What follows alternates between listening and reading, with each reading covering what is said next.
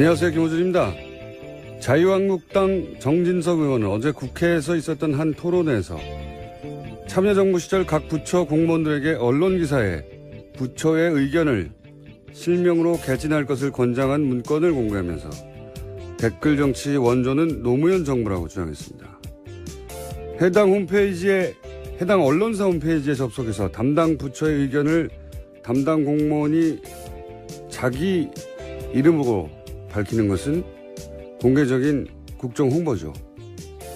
이게 어떻게 국정원과 사이버 사령부를 동원해서 돈을 주고 사람을 사서 익명으로 지역 감정을 주장하고 야당 정치인을 공격하고 정부의 비판적인 인사들에게 저주를 퍼부으며 선거에 개입한 댓글 공작과 같은 겁니까? 이건 댓글이라는 단어가 같다고 니들도 그랬잖아 하며 물타기 하는 거죠. 이런 물타기를 무비판으로 스트레이트 보도하거나 논란이 예상된다 한 줄 쓰고 마는 언론 보도가 대부분입니다. 그렇게 점잖게 한마디 정도 하고 나면 언론의 중립성이 지켜지는 건가요? 이게 논란이 될 만한 거리가 눈꽃만큼이라도 있는 주장입니까? 그냥 어거지지? 이런 생어거지조차 어거지라고 못하면 언론이 왜 있습니까? 김원준 생각이었습니다.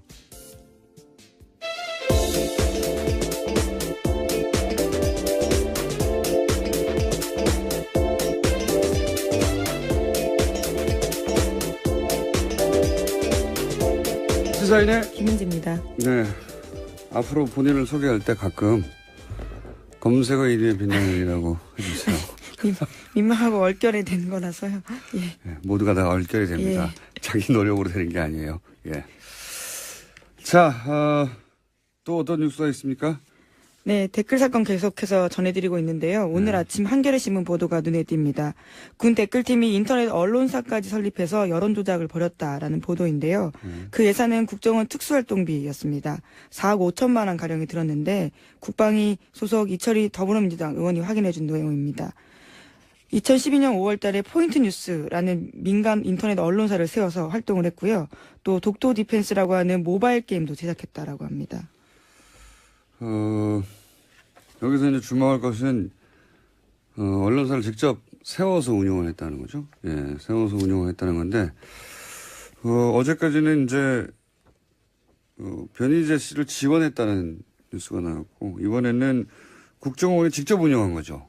예. 네, 국정원이 돈을 줬고요. 군 사이버팀이 만든 겁니다. 그리고 나서 여기서 만들어낸 뉴스를 자기들끼리 트윗하는 거죠. 예, 그 댓글 알바단이.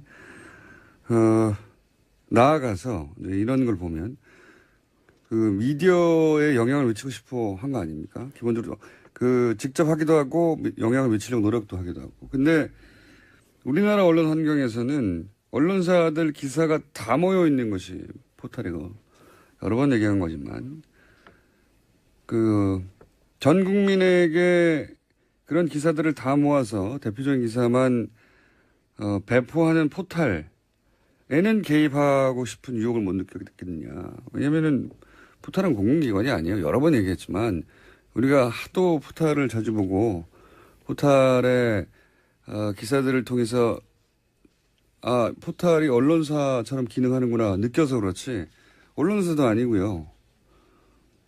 그냥 일개 기업의 서비스예요. 예. 여기에 영향력을 행사하고 싶은 유혹은 엄청나게 느꼈을 거라고 저는 봅니다. 근데 여기는 포탈이니까 건들면 안 돼. 이런 생각을 했다는 건가요?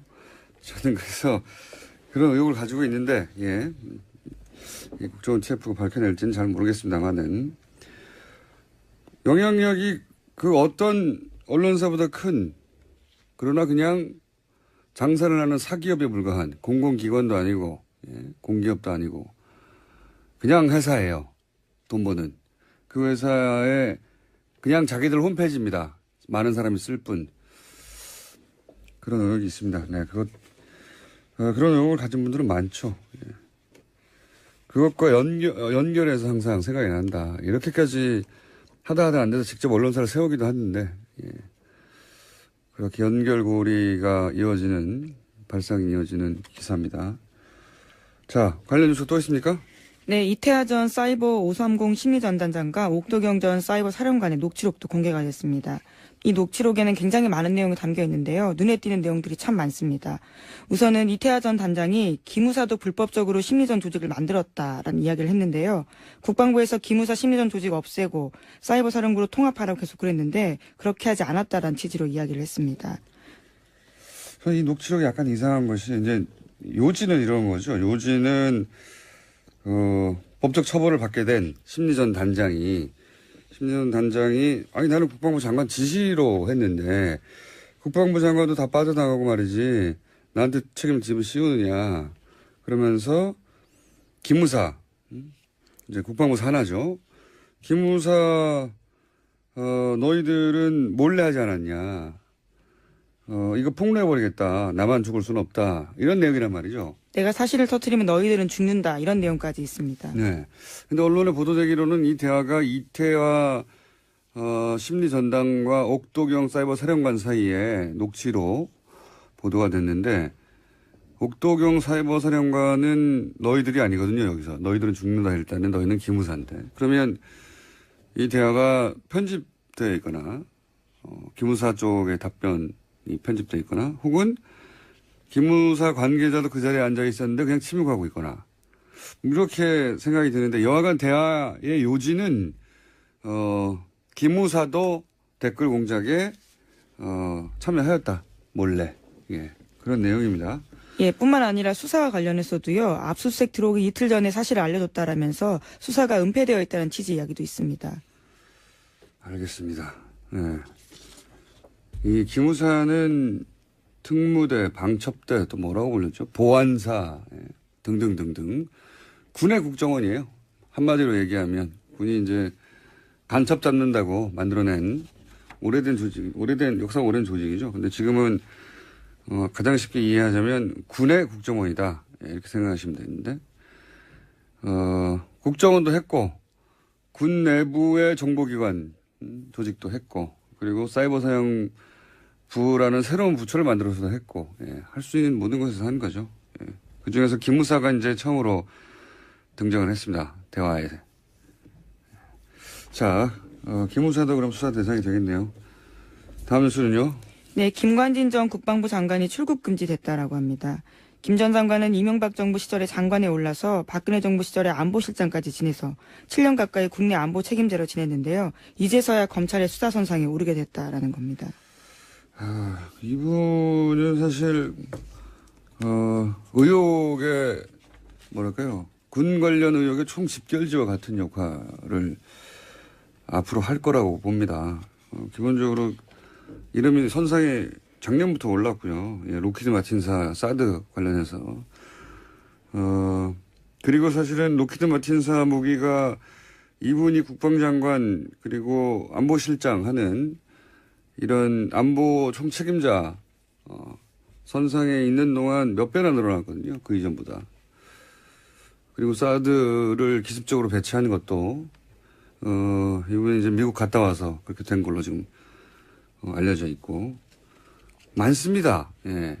근데 지금은 사이버 사령부 댓글 사건이죠. 사이버 사령부의 댓글 공작을 보고하는 문건의 결재자가 김관진 당시 국방장관이었다. 요건으로 지금 출국 금지가 돼 있는 겁니다. 네, 뿐만 아니라 어제 공개되었던 이태하 전 단장의 녹취록을 보더라도요. 김관진 장관이 우리에게 업무 보고했고 잘한다고 표창까지 주지 않았냐라는 내용도 있습니다. 그러니까 장관 지시를 명확하게 증언하고 있는 거죠. 그러니까 뭐 사드나 뭐 로키드 마틴의 몇 천억짜리 조단위의 무기 그게 아니라 그냥 댓글 공작 이걸로 사실은 법적 처벌을 받을 가능성이 굉장히 높아졌습니다. 그 이전에 김기춘 전 비서실장도 수많은 이야기가 있었지만 본인은 상상도 못했던 블랙리스트로 사실은 수감됐잖아요. 그럴 수도 있을 것도 같습니다. 근데 그걸로 끝나지는 않을 것 같아요. 김관진 전 장관은, 전 실장은. 자, 다음 뉴스는요. 네, 어제 문재인 대통령과 여야 4당 대표가 만났습니다. 홍준표 자유한국당 대표만 1대1 회담을 요구하면서 빠졌는데요. 어제 회동 이후에 5개 안 공동 발표문이 채택됐습니다.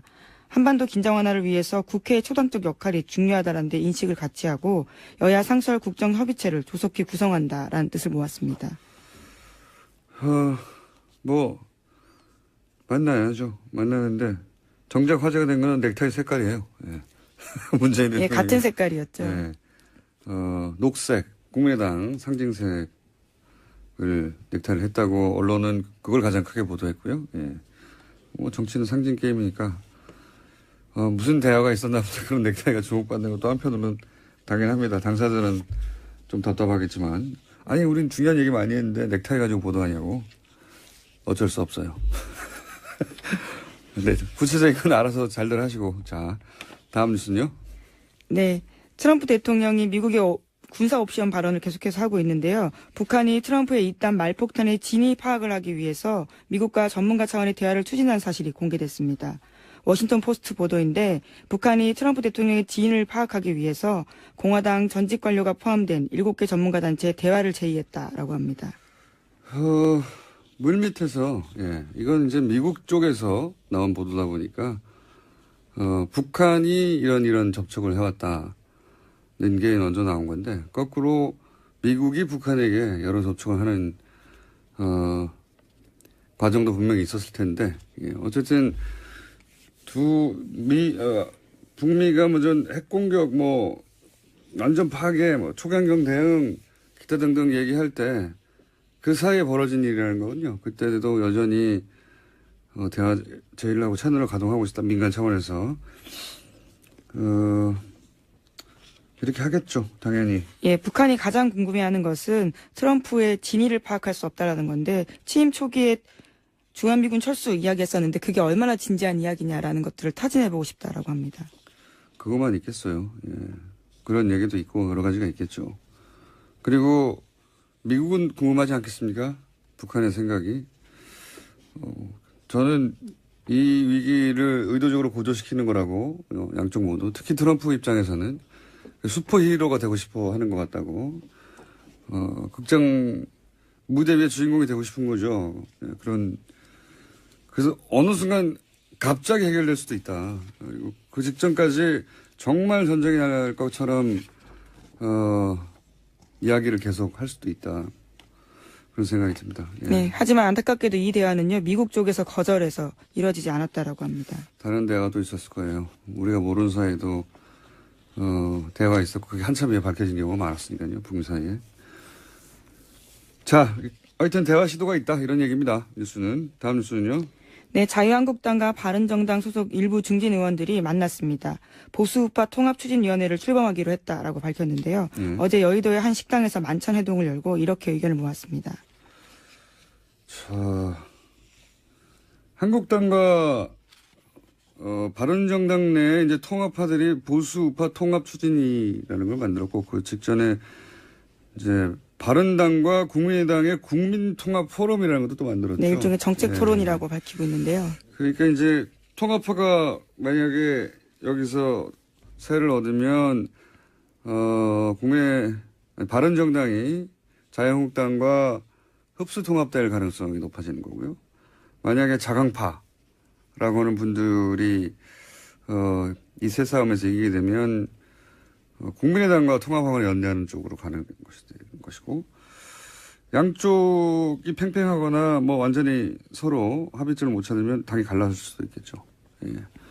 그런 세 가지 시나리오 앞에 바른정당이 서 있다. 예. 네, 우선 11월 13일에 전당대회가 있기 때문에요. 그 전에 어떤 모양새를 만들려고 한다라는 이야기도 어제 밝혔습니다. 여기서 이제 누가 대표가 되냐에 따라서 어느 쪽이 세가 더 강해질지 결론이 나겠죠. 예. 어쨌든 바른정당은 지금 정계 개편에 한 가운데 있습니다. 하태경 의원의 주장으로는 본인이 되면 통합될 일이 당이 흡수될 일이 없다고 주장하고 있고요. 예. 네, 어제 모임에는요, 자유한국당에서는 권성동, 김성태 의원 등이 나왔었고요. 잠시 후에 나오십니다, 김성태 의원님. 예. 그리고 바른정당에서는 황영철, 김용태 의원 등이 나왔습니다. 이분들이 통합파 역할을 하고 있는 걸로. 자, 다음 뉴스는요? 네, 지난 26일에 자살한 채 발견된 사람이 있는데요. 도태우 수원시체 이 부시장입니다. 아하. 업자로부터 뇌물을 받은 혐의로 경찰의 수사를 받던 중에 숨진 채 발견됐습니다. 이분 뉴스가 저희가 어제는 미니가 있어서 다루지를 못했는데 이분이 이명박 대통령 인수위 출신이에요. 네, 인수위 출신이고 그리고 이명박 대통령 임기 중에 국토부에서 주택 건설 도로를 쭉 역임했거든요. 한마디로 부동산의 핵심 요직에 토목 부동산 관련 핵심 요직에만 있던 분입니다. 이제 이번에 조사를 받았다고 하는데 최근에 2010년 이명박 정부 시절 국토부에 있을 때 이제 뇌물을 수수했다는 혐의로 조사를 받고 있었다고 해요. 이분이 국토부에서 수원시청으로 간 사건 일 자체가 3년 전에 이제 그 건설업자에게 접대받고 뭐 법인카드를 받아서 사실은 국토부에서 퇴출된 전력이 있단 말이죠. 그런 전력이 있는데 이제 또 나와서 2010년 것이 7년 전인데 무려 또 나와서 심리적인 압박을 느끼고 자살한 거냐 아니냐 이 동기에 대해서는 사실 밝혀진 바가 없죠 지금. 유서가 나왔다는 얘기도 없고. 근데 이제 굉장히 특이하고 이례적인 점은 이분이 자살 불과 30분 전에 수원시 공식 행사에 참석해서 사진도 웃는 얼굴로 찍고 저수지하고 수원시청 거리가 5km밖에 안 돼요. 예. 차로 10분이면 갑니다. 예. 그러니까 30분 전에 사진 찍고 차로 10분 만에 차로 갔겠죠. 그 짧은 시간이면. 걸어갔으면 뭐 그 시간 내에 도착할 수 없으니까. 자살 직전에 공식 행사에 참석해 웃는 모습으로 사진 찍고 바로 달려가서 자살한다. 이게 상식적으로 잘 이해하기 힘든 행동이긴 하죠. 예. 그리고 또 하필 자살한 장소가 저수지라서 예. 이게 이제 이명박 전 대통령 시절에 등용됐다는 점과 자살한 장소가 저수지다 하는 게 이제 저수지 게임 제 힘으로 먼저 처음 얘기합니다. 예. 이명박 전 대통령 시절에 그 농협 직원 어떤 여러 가지 의혹을 받던 농협 직원이 저수지에서 시체로 발견된 적이 있어요. 예. 그거 오버랩돼서 약간 서늘한 느낌을 주는 사건이죠. 예, 물론 경찰은 CCTV를 확인했는데 도유 부시장이 스스로 물에 뛰어드는 모습은 확인했다고 그러니까요. 합니다. 예. 그런데 왜 그렇게 했을까? 최근에 조사를 받는다고 하지만 무려 7년 전에 사건이고. 예. 당시가 이미 구속영장이 신청된 상태였다라고 하는데요. 그래서 조사를 받고 있던 중이었습니다. 이분이 이명박 전 대통령 시절에 어떤 역할을 했는지가 이분이 뛰어내린 어떤 심리적 압박, 원인과 맞닿아 있을 거라고 저는 봐서 구체적으로 어떤 역할을 했을지 좀 취재 중입니다. 네, 아무래도 간단한 사건은 아닌 것 같아서. 많은 분들이 궁금해하죠. 이 시점에 저도 취재 중입니다. 네, 좀 이명박 전 대통령 시절에 어떤 역할을 했는지 좀 밝혀지면 공식적으로 밝혀진 건 뉴타운 또는 뭐 부동산 관련 법규 완화 뭐 이런 역할인데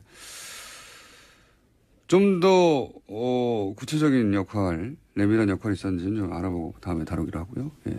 제목 정도 얘기하려고 한두 가지 정도. 네, 어제 크루드 독립 관련된 소식 전해드렸었는데요. 지금 관련해서 그 지역에서 긴장감이 계속 올라가고 있다라고 합니다. 이라크 총리 같은 경우에는 투표가 모두 무효다라고 주장하고 있습니다. 군사적 충돌 가능성도 얘기하고. 근데 크루드 얘기하니까 생각나는데 이제 이명박 전 대통령 1호 자원 외교 대상이 크루드입니다. 네. 아마 너무 까마득한 얘기, 10년 전 얘기라 기억들을 잘 못하실 텐데 이 크루드는 이명박 대통령 취임하기 전 당선인 시절에 이미 시작됐어요. 제1호 자원외교로. 서유형사가 이 지역에 5개 광구 유전 개발을 계약을 합니다. 네, 그리고 지금까지 대략 8천억 정도 투입한 걸로 알고 있어요. 투입한 걸로 알고 있는데 10년이 지났잖아요. 단 한 방울의 석유도 나오지 않았습니다. 여기서. 네, 자원외교는 반드시 되짚어봐야 하는 사안이다. 예. 우리 현장사에서 이렇게 많은 돈이 국가 단위에서 투자가 실패한 사례는 없어요. 예. 다 투자 실패인지 아니면 뭔가 문제가 있는지 한번 따져봐야 되는데 크루드가 1호라서 얘기를 좀 더 해봤습니다. 1호에 1호. 5개 광고에서. 예. 단 한 방울의 석유도 나오지 않았고 그리고 이 석유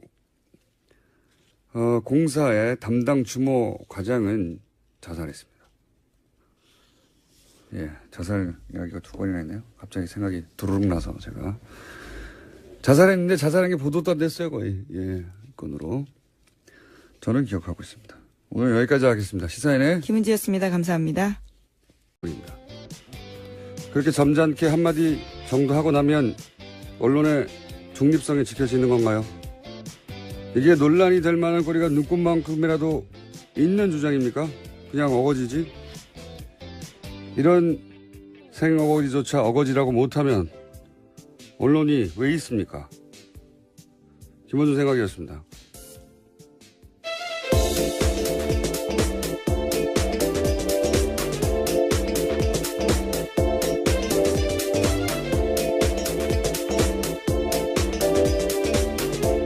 시사인의 김은지입니다. 네. 앞으로 본인을 소개할 때 가끔 검색어 1위의 빛나는이라고 해주세요. 민망하고 얼결이 된 거라서요. 예. 예, 모두가 다 얼결이 됩니다. 예. 자기 노력으로 되는 게 아니에요. 예. 자, 또 어떤 뉴스가 있습니까? 네, 댓글 사건 계속해서 전해드리고 있는데요. 오늘 아침 한겨레 신문 보도가 눈에 띕니다.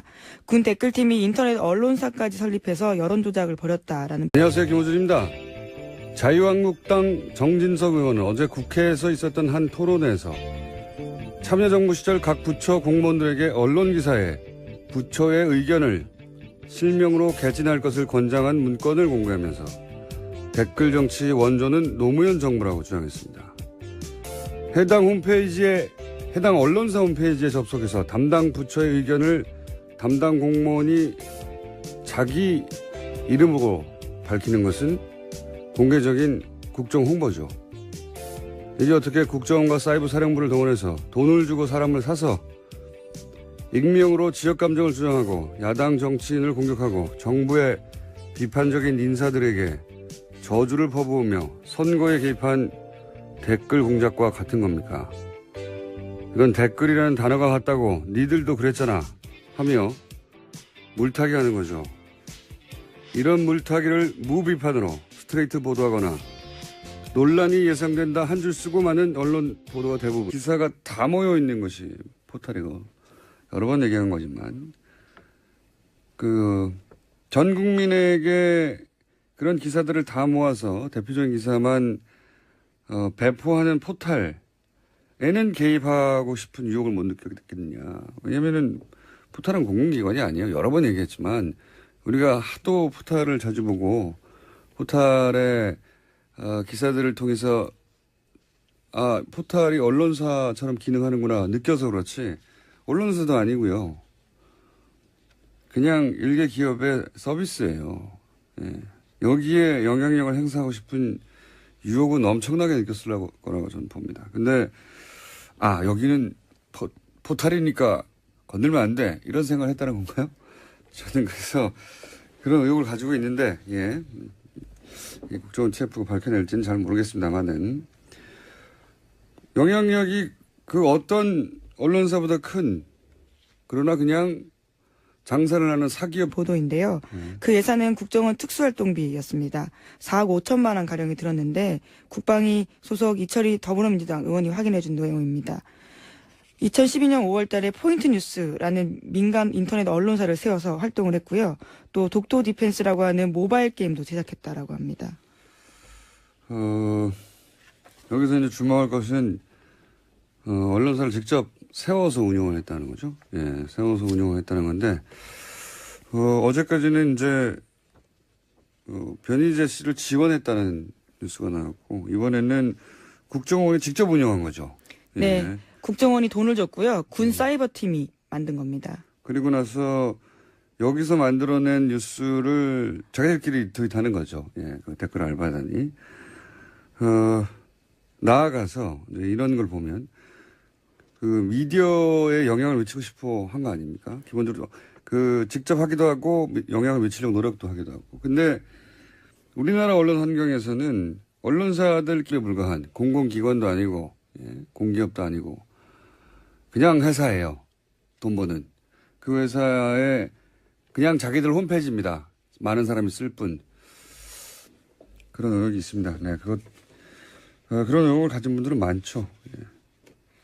그것과 연결해서 항상 생각이 난다. 이렇게까지 하다 안 돼서 직접 언론사를 세우기도 했는데, 예. 그렇게 연결고리가 발상이 이어지는 기사입니다. 자, 관련 뉴스 또 있습니까? 네, 이태하 전 사이버 530 심리전단장과 옥도경 전 사이버 사령관의 녹취록도 공개가 됐습니다. 이 녹취록에는 굉장히 많은 내용이 담겨 있는데요. 눈에 띄는 내용들이 참 많습니다. 우선은 이태하 전 단장이 기무사도 불법적으로 심리전 조직을 만들었다라는 이야기를 했는데요. 국방부에서 기무사 심리전 조직 없애고 사이버 사령부로 통합하라고 계속 그랬는데 그렇게 하지 않았다라는 취지로 이야기를 했습니다. 이 녹취록이 약간 이상한 것이 이제 요지는 이런 거죠. 요지는 법적 처벌을 받게 된 심리